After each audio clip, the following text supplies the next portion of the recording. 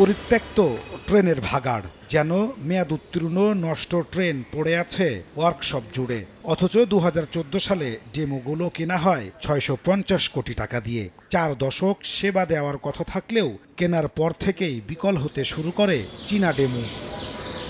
দীর্ঘদিন পড়ে থাকায় ঘন জঙ্গলে ঢেকে গেছে ট্রেন, জং ধরে ক্ষয়ে পড়ছে মূল্যবান যন্ত্রপাতি। অবহেলা অযত্নে ট্রেনগুলো এখন স্থায়ীভাবে নষ্টের পথে।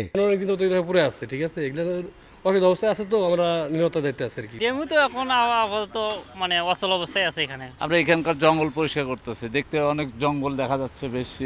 মেকানিকরা বলছেন দেশে ডেমো মেরামতের নেই কোনো ওয়ার্কশপ, কোনো ট্রেনিংও দেয়া হয়নি তাদের। ফলে প্রযুক্তিগত কোনো ধারণা না থাকায় মেরামত সম্ভব হচ্ছে না। ডেমোর কোনো ওয়ার্কশপ নাই, কাজ করবে যারা ওই মিস্ত্রি ওখানে দেয় নাই। আমাদের ওইভাবে ট্রেন আপ না ডেমো নিয়ে আমরা, যে কারণে আমরা ডেমো নিয়ে এতটা আগাইতে পারিনি। যেটা দিয়ে মেরামত করবে এটার যে পার্টস, এই পার্টস ওইভাবে নাই আমাদের। 1, 2, 3 ঢাকায় জমি জিতে নিন 100% ক্যাশব্যাক সহ 20 কোটি টাকার পুরস্কার। রেলওয়ে মহাপরিচালকের সহজ স্বীকারোক্তি, রক্ষণাবেক্ষণের ব্যবস্থা না করেই কেনা হয় ডেমো। ভবিষ্যতে কি প্রয়োজন হবে সেই জিনিসটা তাদের ওই সময় বিবেচনা করার দরকার ছিল।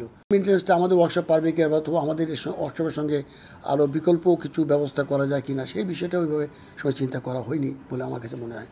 তবে ব্যর্থতার দায় কেউ নিতে না চাইলেও দেশীয় প্রযুক্তিতে ডেমো মেরামতের কথা ভাবছে রেল। এখনও এই মুহূর্তে কোনো চূড়ান্ত সিদ্ধান্ত নেই, তবে এটা নিয়ে আমরা একটা পরিকল্পনা নিয়েছিল, আর একটা পরিকল্পনা ভাবতেছি যে দেখি কস্ট এফেক্টিভ হয় কিনা।